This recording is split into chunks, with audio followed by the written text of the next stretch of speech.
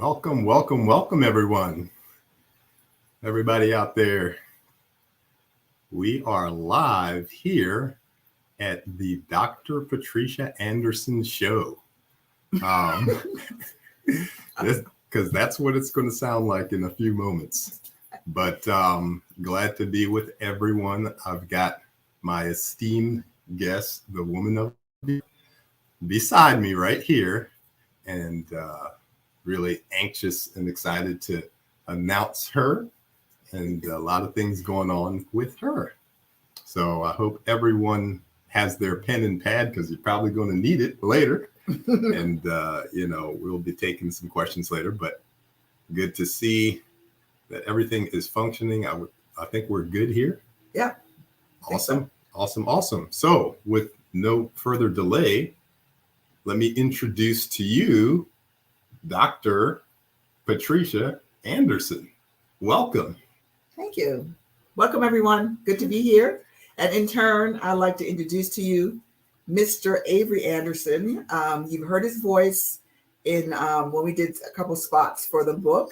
And he's also going to be doing the audiobook. A lot of you have asked for the audiobook because it's just more convenient to listen to the book as you're working or driving. So that's coming soon. Avery's going in the studio to do the audio portion of the book. And of course, he does voiceover. So just holler if you need a voiceover artist to do some work for you. Yes. Thank you for all that well-needed information. Plug, yeah. Hooking us up, hooking me up. So just a little background here. Dr. Patricia Anderson has been at work on multiple projects, but the main project that we're going to be announcing today is her most recent release, sort of like a soft launch. It's a soft launch, yeah. Soft launch of her new book, You Know Less Than You Don't Know. And later there's going to be right behind us a QR code. I think it's right behind us right here that you guys can scan in and get the book. We've got it on Kindle and paperback. So, wow, that's quite not everybody can say that, hey, I wrote a book just the other day. It's an accomplishment that a lot of us may dream of or think about. It's too much work. Barely. I wasn't, for myself personally, wasn't a big writer in school, academically at all. It would have to be our favorite subjects, but to be able to be out there and write a book that's very impactful and helpful for a generation that really needs it, especially now. Here I'm getting into the book already, getting all excited. Is a great thing, and I think it needs to be discussed or talked about. Agreed. So, yeah, tell us about that, Doctor. My big thing is how did you come up with that name? Yeah, I get that a lot. You know less. It's almost like you got to kind of. You got to think, you got to wrap your head around that. Less is like, wait a minute, less than break it down for us, Dr. Pat. Okay, I'm going to break it down. So I just want to shout out, we have a crowd of people downstairs that came out to support. They came in person. And this is also the people supporting live. So I just wanted to shout that out. You know less than you don't know. Yes. And as you can see on the book cover, there's an iceberg, right? And the visible part of the iceberg is what you know. And then below the iceberg is what you don't know. And I could talk about the Titanic, but I think there's an example in the book that I use, the knowledge domains, as I call them. So if you think about 4 concentric circles, right? The circle, the smaller circle, that is the known knowns. These are things that you know that you know. Right. So Avery, if I were to ask you, what do you know that you know? What would you say? Well, I know my name is Avery.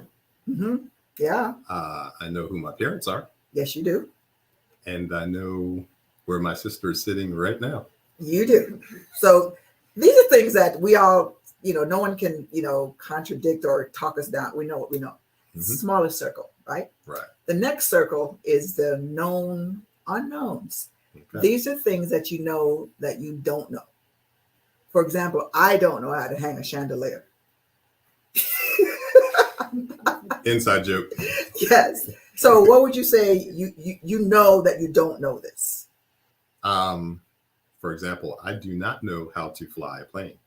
There you go. You don't know how to fly a Really plane. don't. So a lot of us know that. We have this knowledge and this consciousness of things that we don't know. But that is a bigger circle than the known knowns. So follow me now. So the next circle is the unknown knowns. Okay. These are things that you don't know that you know. So it's a hard question to answer because I don't know that I know it. So how would I know it? It usually happens when we have crises. Right. Right. And you just get something inside of you comes out and you have the ability to do things like a mother will lift a car off her child. Right. She doesn't do that on a daily. She doesn't go around lifting, but when crisis comes, something in us pulls that out. And if you're a Christian, you know that there's a Holy Spirit that will lead and guide you. You don't know. Right.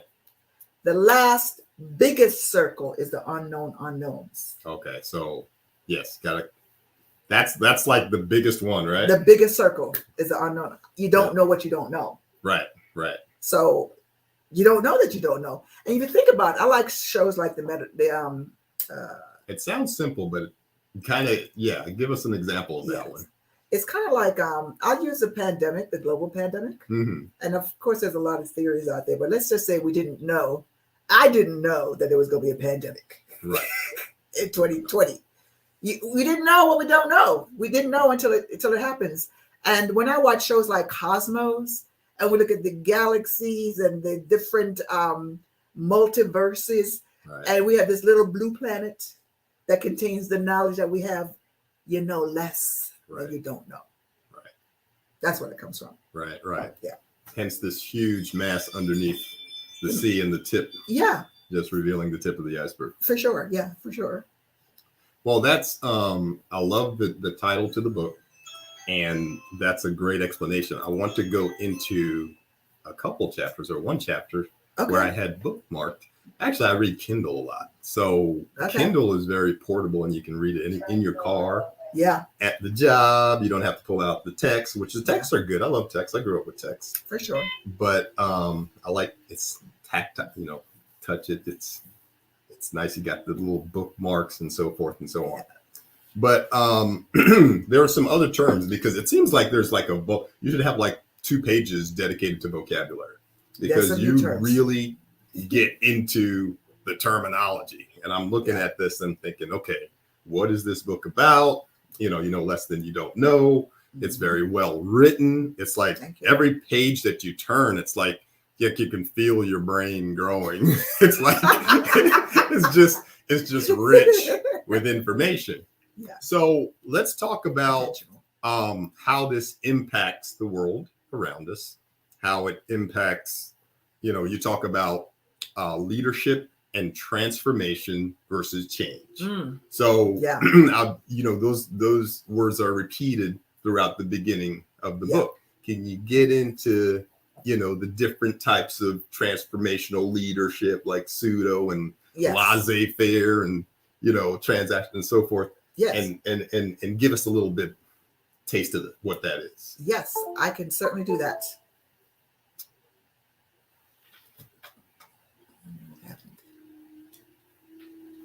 Are we still live? The road is frozen on here. This thing. It's okay. It's coming back. Should be over here. There we go. But we're frozen. Is it still frozen? Yeah, let me go up. It says Chrome is not responding. Mm-hmm. Why?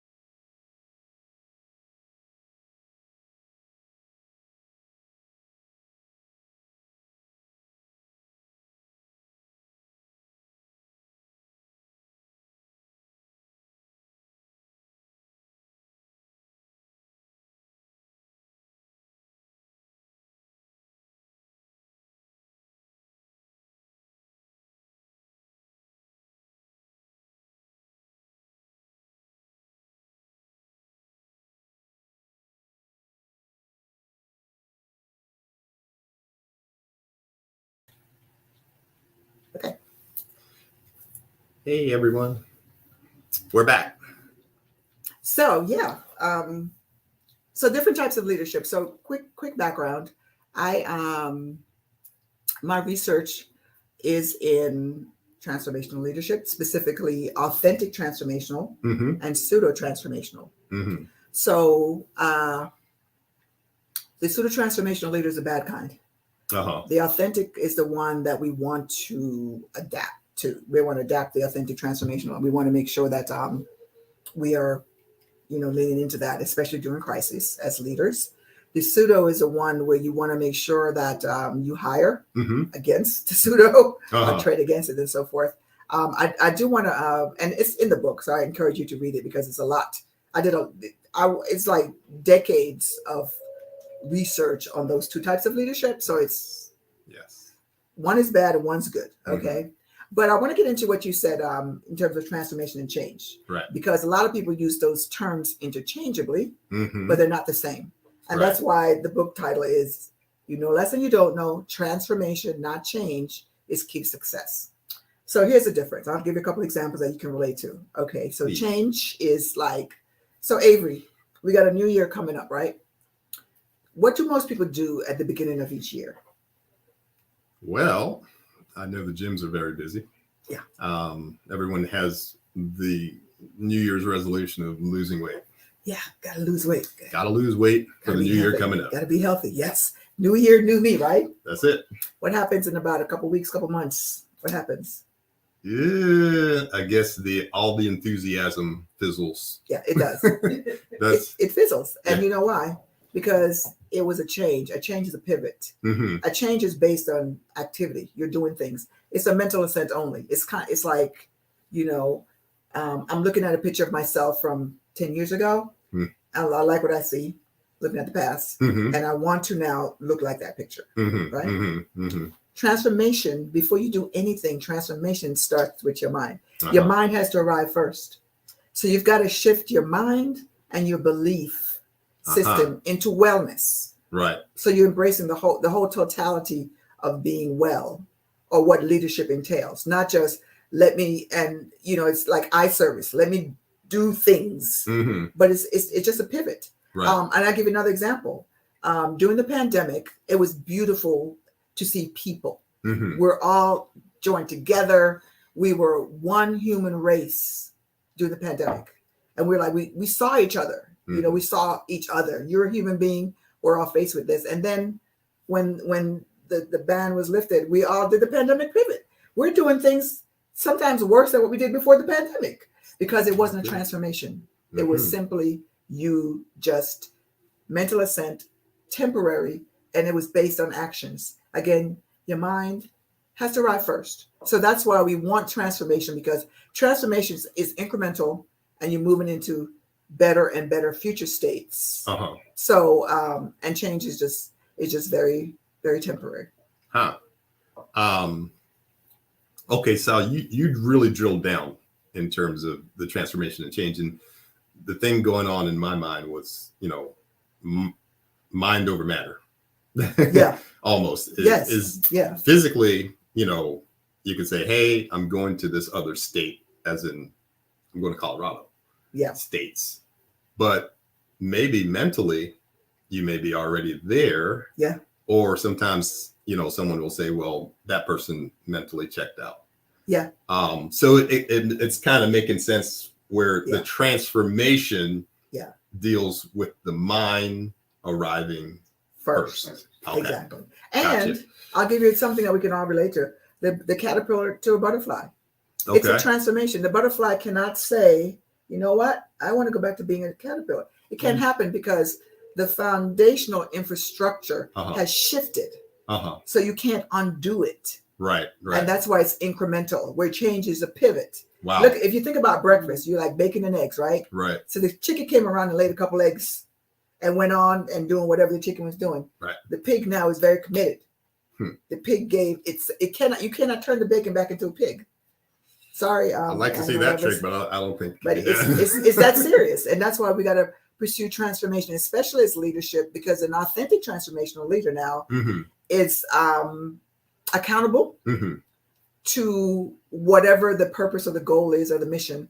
And the followers are also accountable, and they keep each other accountable. So that mutual accountability is what gets you to move forward. And we also call change headwinds versus tailwinds. And I'll say this quickly. I was in a flight going somewhere, and there was strong winds.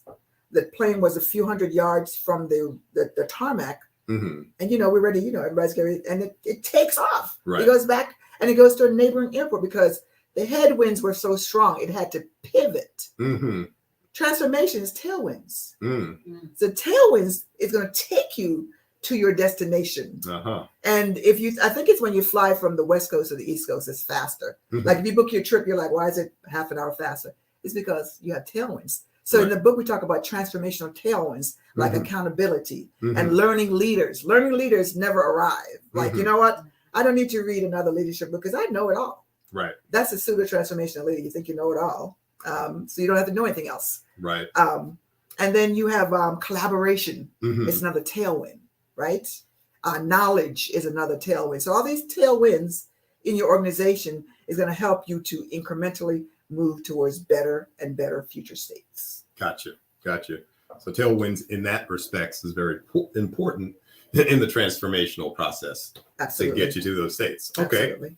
Seems like this is a business class here with Dr. Patricia Anderson. It's a new way to think. Now, it's funny. I'm sitting here listening to you, and so the question now is this being taught in business practices, or are we aware of the differences, and why aren't we moving in that direction when you talk about transformation versus change? Because you yourself, and we're going to get to, there's a couple other things that I want to touch on in the book, but you had the opportunity to actually do research with a company and someone very near and dear and close to you in terms of interviews. Yes. So how can you, give us some examples of how these companies are operating in respects to the pseudo and the, the different transformation? Oh, for sure. Of course, it's an anonymous research. I can't say who the company is. Correct. But I do have a CIO that agreed to be interviewed in the book about the transformation that happened during the pandemic. That a lot of companies had to transform. Some simply changed and they're back to business as usual. But the ones that transformed are actually going to be able to face the next disruption. In terms of the research, I teach, at Forbes School of Business and Technology. So I always incorporate, what I've learned, if you will. Learning leaders, as I mentioned before, they're always going to, because the known knowns, the less than you don't know. They know that, there's things that I don't know. The other thing I talk about in the book is that knowledge is provisional. Right. That means it's provisional upon new knowledge. So what you knew 10 years ago or yesterday is not valid today. Right. So one of the things you got to do as a leader is to have reflective discourse. You got to assess yourself. Is what I believe, what I understand, what I know, is it still valid today? Right. And if it's not, then I need to learn or I need to transform. Right. So you have leaders that learning leaders are called them that, yes, they want to be authentic transformational leader because that is the evergreen choice. The ATL is a type of leadership that will withstand crisis and disruption. You don't have to pivot. You just keep lean into what you do more. And there are 4 pillars to authentic transformational leaders. They are inspirational motivation. That's where you're inspiring and you can communicate a vision to people and they get galvanized around the vision. We have a lot of people in history who are like that. I'll call Dr. King out as someone like that. Right. You have the idealized influence where now you as a leader is someone that I can idealize, not idolize. PTLs are idolized. And I want to say this about PTLs. The biggest space that you see PTLs, pseudo transformational leaders, is in politics and religion. So the PTL, research, the data speaks, right? The PTL is very, is driven by ego, fear, yes men and women, siloed from people so you can't get to them.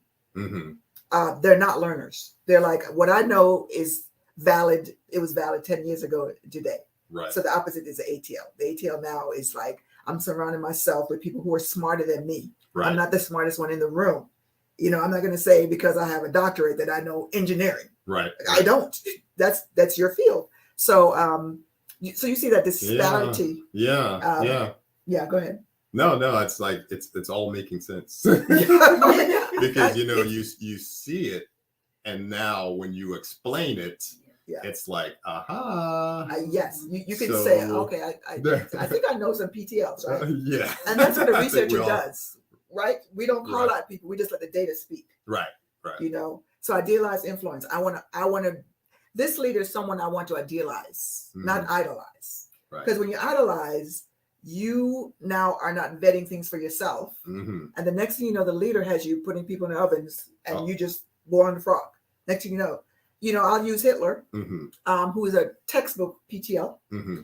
He did not say at the beginning, you know what, followers, we're going to one day be burning people in ovens. Right. He started out with a very well-reasoned type of argument. Mm-hmm. Let's make Germany a superpower, an economic superpower, if you will. Mm-hmm. Let's pay back our debts from the war and what have you, right? And then the power and the ego and the lack of accountability Mm-hmm. and people not vetting things. The next thing you know, they're doing things that are unseeming, because if you don't check a PTL Mm-hmm. and the behaviors outlined in the book, Right. there's a lot of fear that drives a PTL.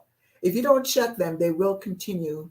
And at the end of it is like loss of life. And, as we know it, and history is packed with PTLs. You don't want to follow them, but you want to be cognizant Mm-hmm. of that behavior. Mm-hmm. And a PTL will fire you. Let's say you work for me, Mm-hmm. and then you say, you know what, leader XYZ ABC. I'm like, I don't agree with that. Fire him. So they don't want to be challenged. Right. And a lot of times PTLs, I learned in my research, is that their character hasn't caught up to their title. Mm-hmm. So they sometimes have imposter syndrome. They know they don't belong there. Okay, wait a minute. So they're fearful now. So now they're leading by fear. So they're putting fear in you, Mm-hmm. or they're fearful in their actions. Okay, that was a mouthful. Feel like we got to take a station break. Okay, so that's wow. That you said there's two words there. I'm trying to remember. You said a syndrome. What's Imposter. Oh, Imposter imposter syndrome. Yeah. You mentioned in the book. I'm trying to remember what the chapter was here. You talked about the different types of man, the theories. Oh, the great man theory. The great man theory. Yeah, the different theories. Yeah. And based on what you were just saying in terms of pseudo transformational, Yeah. and describing them and going back in history, I'm thinking in my mind, there's certain dictators and people in power Yeah. that exhibit all those characteristics. Yes. And the part where you said no one's putting accountability, There's no accountability, and structures they around them resist to it. check them, to say, hey, if you keep going in this direction. Yeah. So what, in terms of how things, you have model companies, I'm sure, I know Chick-fil-A is, I always think is when it comes to business, Mm-hmm. how would you set that company up? What do they exemplify in respects to, you're talking about the different leaderships, what type of company would that be? And can you bring in the man theory? Oh, the great man theory. The great man theory, Yeah. and how we progressed from that to the 21st century. You have me remember my book now. So I cannot. So when you look at a leader, you have the internal stakeholders and their perception of that leader, and they have your external stakeholders. So sometimes the two don't mesh. So a lot of what we see from leaders is PR, Mm-hmm. right? We see the image that you want to put out there about this leader and that person, because before you're a leader, you're a person. That person may or may not live up to that. Right. As a researcher, I have to do research before I can speak on, like what type of leader do. If I go into an organization like the organization that agreed to this case study, I had the employees that work for this leader, I wanted their feedback. Right. What do you, and anonymous. So they didn't feel like, because sometimes you feel like, I don't want to talk to my boss and say that he sucks because I'm going to get fired. But you have somebody that's trustworthy, and we're bound to so many rules in terms of researchers, in terms of, integrity and so forth. Right. That's going to anonymize that data. And that's the data you want to hear from the horse's mouth. Yes. Because I'm going to present to you what I want you to believe. But people that work with you every day, they're the ones with the true story, right? Right. So I would have to talk to the people that work for Mr. Kathy to see. From a PR perspective, I can speak on that, but so can you. What's presented, because we do present ourselves to the public. And I'm not saying anything good or bad. I don't know it to be a fact. In terms of the leadership theories, I think I started with the great man theory back in the 1800s. I went back to show you that leadership has transformed. Right. So the great man theory was about, well, you had to be a man to be a leader. You couldn't be a leader unless you were a man. And usually that meant that wealthy white men were leaders, right? So that excluded, most of the world, right? And then we went on from that to, I want to say the contingency theory, where you're saying that, let me back up from that. From the great man theory. So whenever you have a theory out, people are going to do research to prove it right or to disprove it. So people were saying, well, do you have to be born? It was like you're born a leader. That means that you were born into a wealthy family. That's what it meant. I was about to say, so wealth has a lot to do with it. Still does, right? Today, still, right? And so the trait theory was like, that was a trait theory. Like you were just born a leader. And then people were like, well, no, it could be cultivated. You can learn to be a leader. Right. So that's the next theory came, that you can learn to be a leader. So, and then there was this theory called the contingency theory that meant that if you put a leader in the right environment, then they were going to function at their fullest. And that goes for anybody. So I say there's no bad employees. You just got to put them in a position where they're challenged, remunerated. So let's make sure we pay people. And then you see them flourishing. And this bad employee is no longer a bad employee because they're in the right environment. So we went down to the transformational theory, which is what my research is largely based on, where they talked about the authentic transformational leader. Then it was expanded to include the pseudo transformational leader. What I do want to say is that the ATL and the PTL start off exactly the same way. So you can't tell the difference. What you got to do is walk it out, play till the end, because the ATL will walk the talk. The PTL will talk the talk. So sooner or later, the PTL is going to turn left. Wow. But their mission and motive is to galvanize you about some idea, like Jim Jones. He was the voice of the people that were like I think it was minorities, civil rights, back in the 60s, like, yes, someone stand up for us. Yeah, this is great. And then next thing you know, they're drinking Kool-Aid. And kind of cultish. How did that happen? So, and it's very cultish, that PTL, because the leader is very insulated, siloed, no accountability.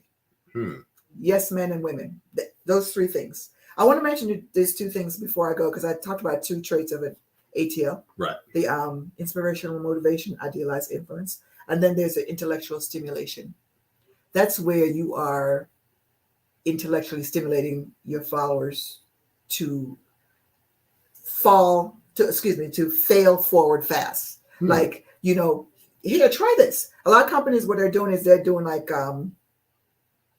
in entrepreneurship, corporate entrepreneurship, where they're saying, you have a great idea, we'll give you the resources, Avery, and a budget. Go ahead and play that idea out.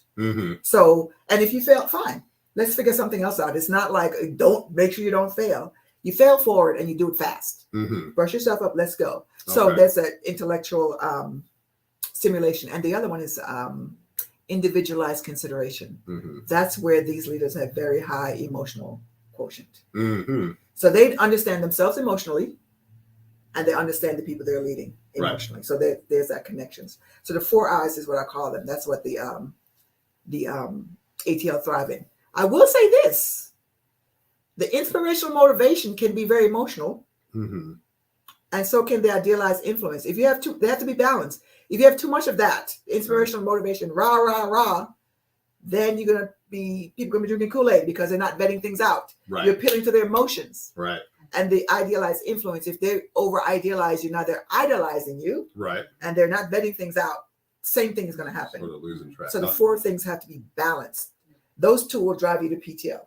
The super inspirational motivation and idealized influence, that will drive you to PTL. Wow. Yeah. Gotcha.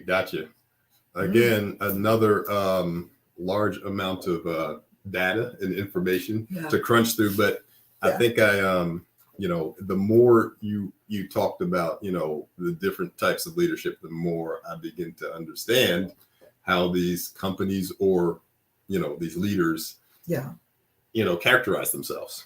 So one could be a dangerous road. The other one could be a more successful road. But, there was a couple things, just one more thing before we go, that I needed to address. I read it in the book, of course, and I just wanted to read that statement to you. Okay, and cool. You can expound on it. But it's one of those things that's very simple, but yet it sounds like it's more to it than that. But you said transformation is not a one and done. Yeah. So yes, to be successful, what do you have to continually do? Yeah. So it's to get to that level. It's continual, those tailwinds, right? Learning, knowledge, collaboration. You're continually moving through those knowledge domains. And you're not, because change is one and done. I've done it and it's over. Right. Okay. The transformation is that you continue to move forward. You're learning more and you're incorporating that knowledge into how you move. Right. And you're collaborating more. And that collaboration now is going to generate more knowledge and knowledge as an asset in a lot of companies have a lot of knowledge. And when when people leave, the knowledge walks out the door. You can monetize knowledge. It's an asset, but a lot of times companies don't know how to harness that knowledge. Money on the table. I think that with the great resignation that we've had, where it's now a buyer's market in terms of employment, they're learning that it's more about a partnership with the employee, with the talent, and not just, I'm hiring you, you work for me. We're working together. And then there's a chapter on DEIA where the whole person shows up to work. You got and HR now is charged with, now we got to deal with the entire person. It's not just Johnny Smith that is the IT person. It's Johnny has a family, has kids. This is going on. These are the challenges. There might be some mental health that needs to be incorporated and so forth. So it's the whole person showing up to work. And the ATL is very cognizant and very well versed in EQ. So they're able to manage that landscape better than their counterparts. I like that part where the whole person is showing up to work, and your job cares about that. Yes. Well, there is so much more in this book, and I guess we haven't even cracked the surface.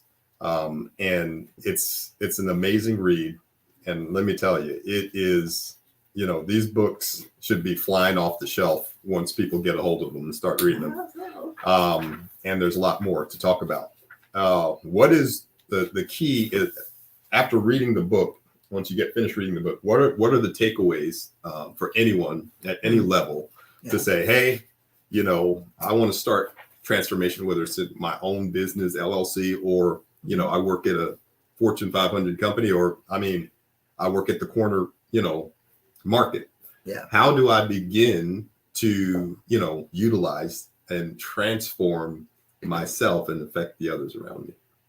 Yes, that's a great question. And before I answer it, we did a poll last week about the topics, and I wanted to read something about the metaverse for the people that wanted that information. But before I do that, so to transform, your mind has to arrive first, right? So you have to want to transform. I shouldn't have to sell you into wanting to transform. You have to want to transform. Okay. And then you want to learn how to transform. Okay. And it's not about a big giant step. It's incremental steps. And another thing that people don't realize is that you can fail on the way to transformation. I think a lot of times people fail.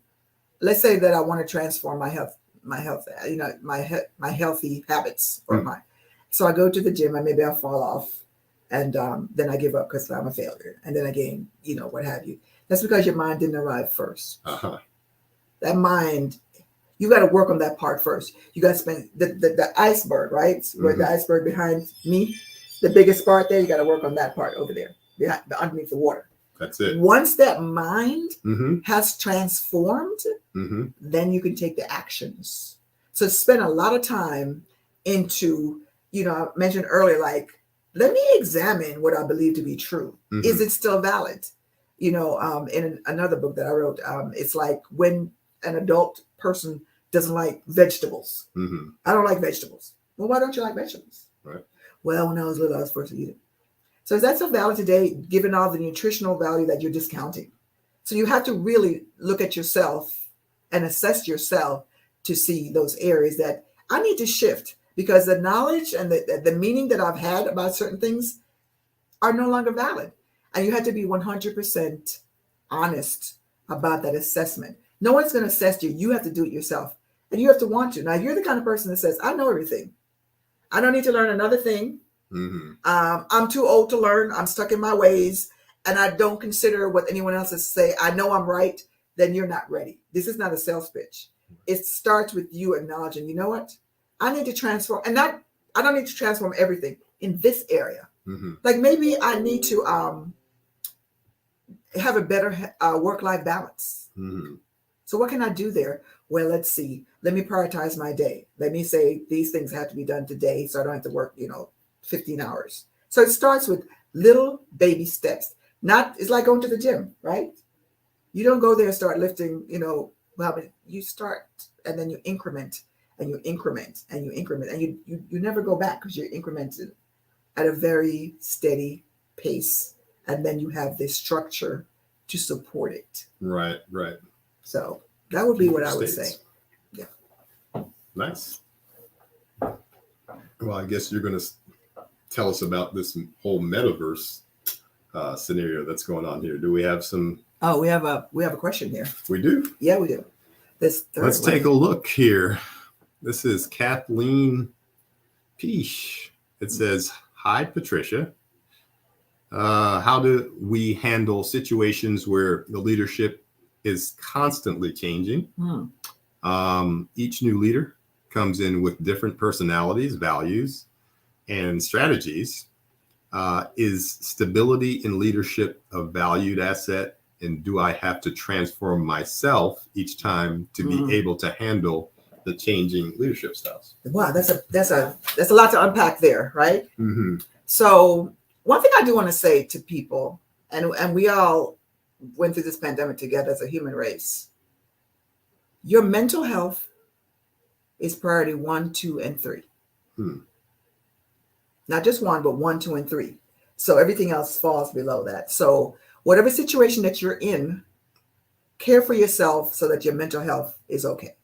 I don't care if you're in a situation at a company, at the gym, in the supermarket, in your home, take care of your mental health. I want to say that. It's not the leader's responsibility for your mental health, right? It's yours. I want to say that. So you have that responsibility. Right. So the first question was, the leadership is constantly changing. So what happens with that is, because I do change management as well, is that people have change fatigue. When you have a lot of successive changes, people get frustrated, they're tired, they're burnt out, they're discouraged, they don't know what to do. Right. A lot of times when you see leadership changing is because there's something fundamentally amiss in the organization. So they're putting in different players to say, what can you do here? Right. This didn't work. Okay, well, you're in. And what's happening is that the fundamental issue is not being addressed. Yeah, that's so true. Now you got to change the players all the time. It's not, you should change the game, not the players. You got to change the game, right? Right. So it means that there's something fundamental that's not being addressed. Now, one of the things I talk about in the book is emotional ROI versus economic ROI. Companies are in business to make money. Everybody knows that. Right. However, I like what Sir Richard Branson said, that you take care of your employees and your employees will take care of your customers. A lot of companies put customer first. That's not the way to go. That's not the ATL way. Employees, if your employees are not taken care of, how on earth can your customers be taken care of? So you got to see about them. How do they feel? How do you feel? Like Kathleen said, how do you feel about the leadership changing all the time? Are you getting feedback from them to see how they're feeling? Or are we just grinding forward? So there's something fundamental that needs to be addressed that has not been addressed. Mm-hmm. And that's why all these leaders are coming in and it's not being fixed because you can't fix what you don't address. Right. So I would say that part is stability and leadership a valued asset? Absolutely. You have absolutely stability. And that's what the ATL brings to the table. They bring that stability. They bring that Richard Branson again said that you should treat your employees well enough and train them well enough that they can leave if they want to, but they won't. You treat them well, pay them well, they can leave. You train them, they can leave, but they don't want to because this environment, the whole person is thriving. So stability is definitely an asset. So at certain times there are shakeups in business where the leadership changes a lot, but if it's changing so much where you haven't changed fatigue and you kind of like just spinning your wheels as a worker because you don't know when is this person going out? Right. Is it another leadership around the corner that needs to stabilize? And a lot of times, to your question, do you have to transform? Yes, you have to transform. You got to take care of yourself because that's the only thing you have control over. If you're not sitting in the C-suites or the board of directors and you're controlling who comes in and out, then you're really responding and being reactive. So you have to now say, okay, let me lean into self-care. If I'm being frustrated, burnt out, jaded about all this stuff that's going on, what can I do to manage my emotions and my well-being in the face of all that? You got to take a step back and do that. So I do appreciate what she's asking because it happens a lot, especially with new companies, growth when they go through growth, but especially if you're tenured and you've seen a lot of it. That's why a lot of times you go to companies, you see somebody that's been there a long time and they're jaded, right? Right. And they're looking at you like you're all fresh and bushy-eyed and bright-eyed and bushy-tailed, like, yeah, okay, your day's coming. Let's see how long you stay that way. Yeah, so that's not, but you have companies that are not like that, right? Where they just thrive. So we got to look at companies like that and see, what are you doing? What is it that you're doing as a learning leader? What are you doing that's making your employees so happy so I can adopt those things? But I say, take care of yourself. I'll say that all the time.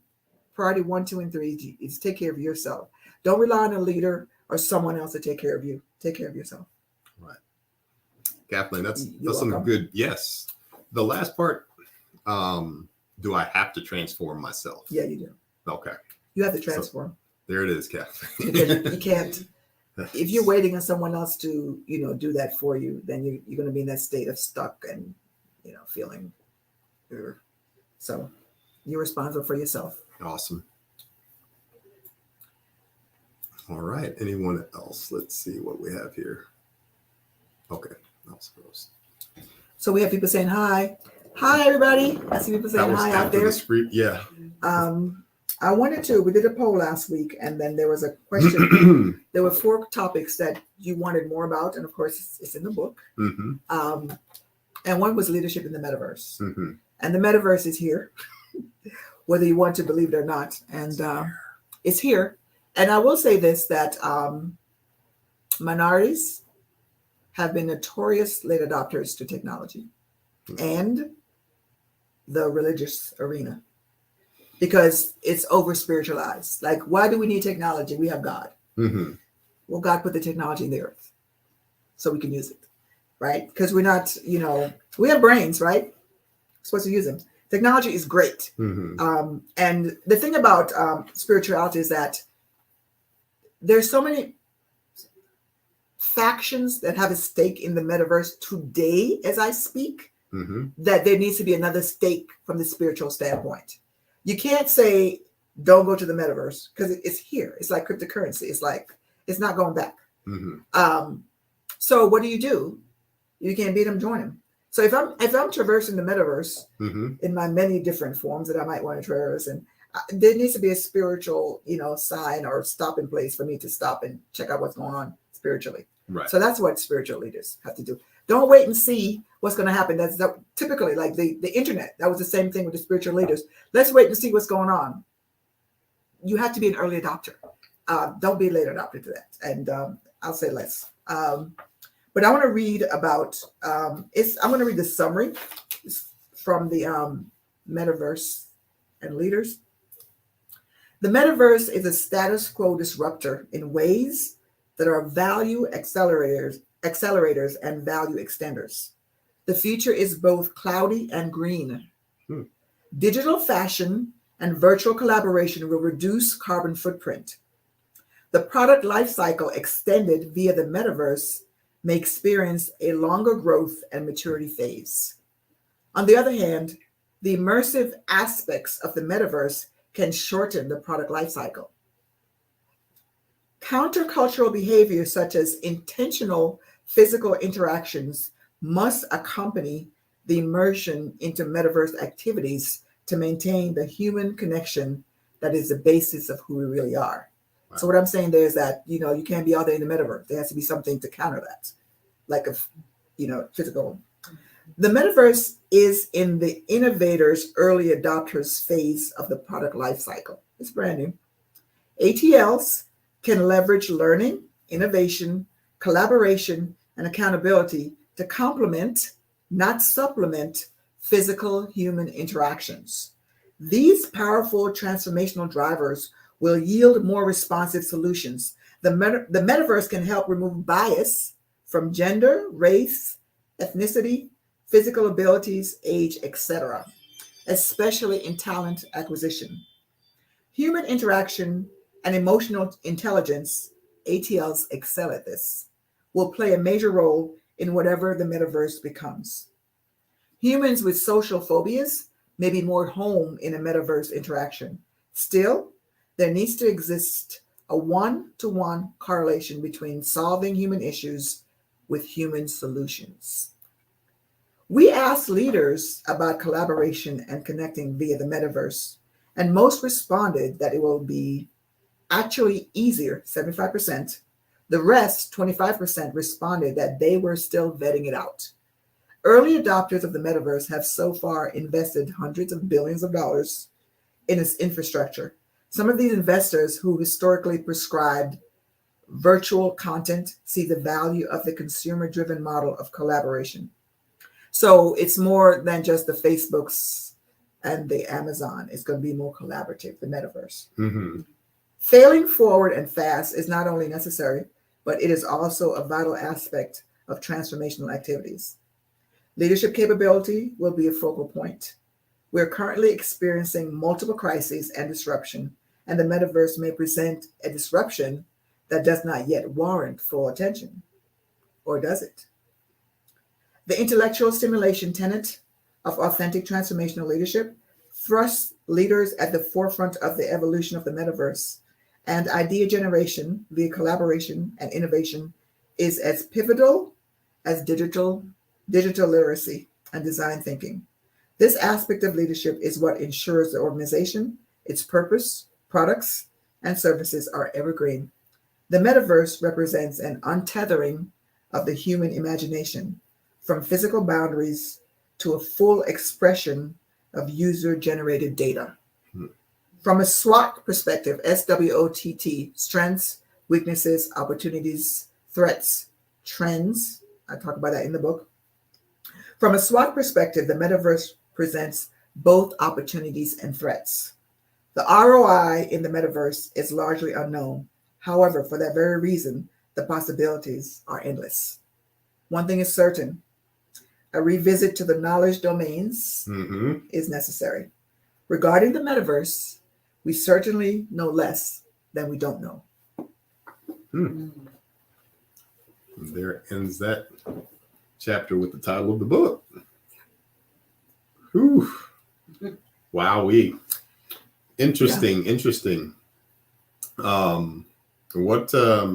that's the metaverse, which I think is another big topic.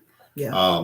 Speaking of which, so this is your first book release. This is the soft release and I understand that you're on to other projects involving other books. I am.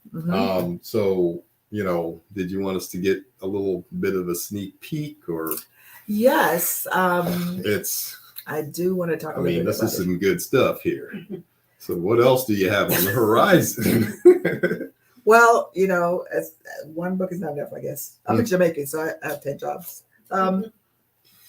So when I and some, right? So when when I wrote this book, and I want to shout out some people that were very instrumental in this book coming to fruition. My mom that said, "You do this workshop, it could be a book."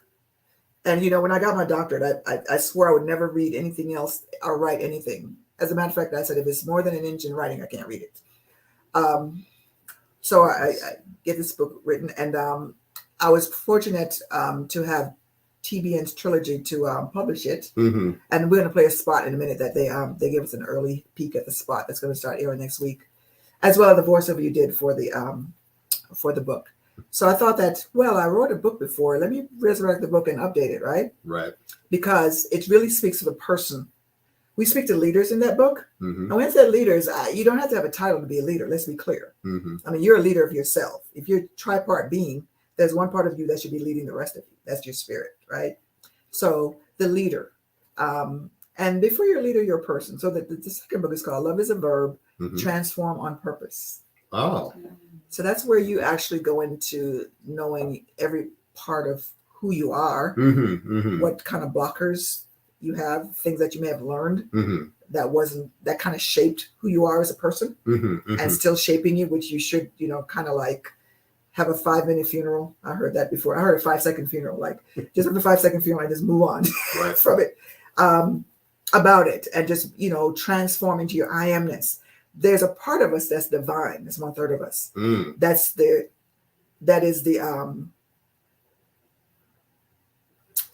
what's the word I'm looking for the superior part of who we are, Mm-hmm. because our emotions, which a lot of us, I call them low-hanging fruit. Mm-hmm. When we challenge, we go to low-hanging fruit emotions, rage, anger, but there's a part of us that transcends that. It's a higher self. That's your I amness. That we need to kind of lean into that to see who we really are. So that's what Love is a Verb is about. And then our third book, which is, so Love is a Verb is out there. The books are everywhere. Okay. The third book is called Critical Reflection and Biblical Scholarship. And that is where you now are, again, looking at things that you believe in that may no longer be valid. Like when you speak to someone that's an unbeliever, Oh. and you're just saying, well, this is what the Bible says. Mm-hmm. We want to go deeper. Mm-hmm. So some people call it apologetics, but I don't get to where I'm going to each thing in the Bible and explain it. I'm going back to where you now are equipping yourself Mm-hmm. to be a scholar, Mm-hmm. to find out, how do you have a discussion with somebody? How do you act when someone disagrees with you? Right. Again, what do you have that you're believing in that is no longer valid, and you need to kind of transform in that area so that you're ready now to take on discussions Right. about, is God real, or what are you talking about? I actually spoke to someone that was, I guess, agnostic, and me just telling him about my experience, in that relationship. He's like, yeah, that's a God I can actually get into, Oh, nice. from that. Or so just, it's that simple. It's not like, throwing holy water at people or beating them in the head with the Bible. It's your experience, like that genuine, authentic experience. And that's where you have that critical reflection. Right. And I go into a lot of stuff like, you see stuff on TV, like the most handsome man in the world. And you guys say, well, who did you ask that? Did you ask 10 people that, or did you ask the entire planet? Mm-hmm. Because if you did, they wouldn't have come up with that person that you chose. Right. Or, like teenage pregnancy. When you think about teenage pregnancy, are you thinking about 19-year-olds? You're probably thinking about 13-year-olds, right? Mm-hmm. And you're not thinking about 19-year-olds and 18-year-olds who are married and pregnant. Right. So you got to really look into it. You got to look into these data that you see, and you're like, yeah, most people, Right. like researchers never say most people, Right. or everybody. You got to really assess things, even things in the Bible. Like, is that what that means? Mm-hmm. Because I've heard it all this time.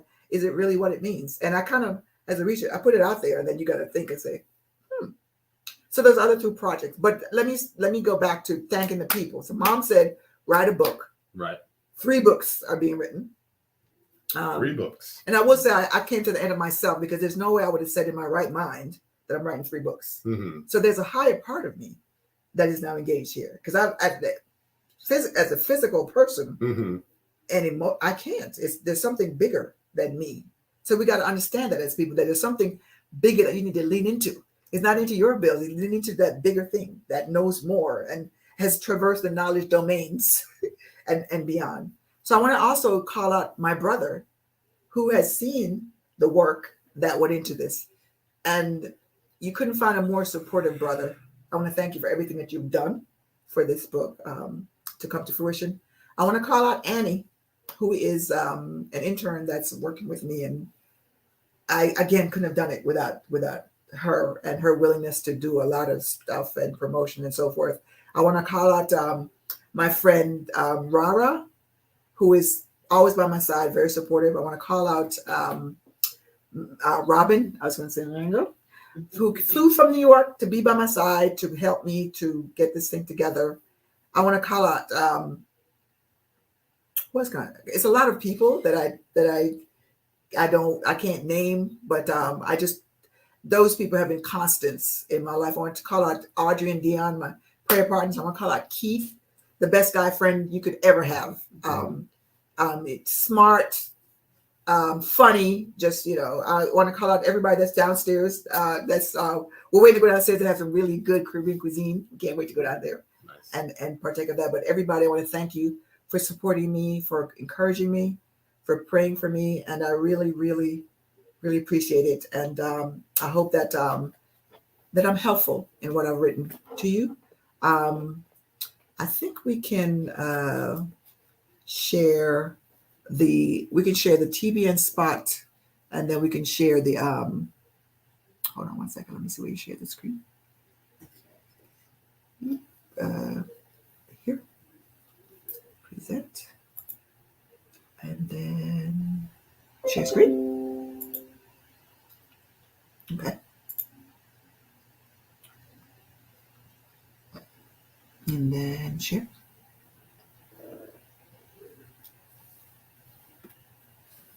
Now let's play the let's play the TBN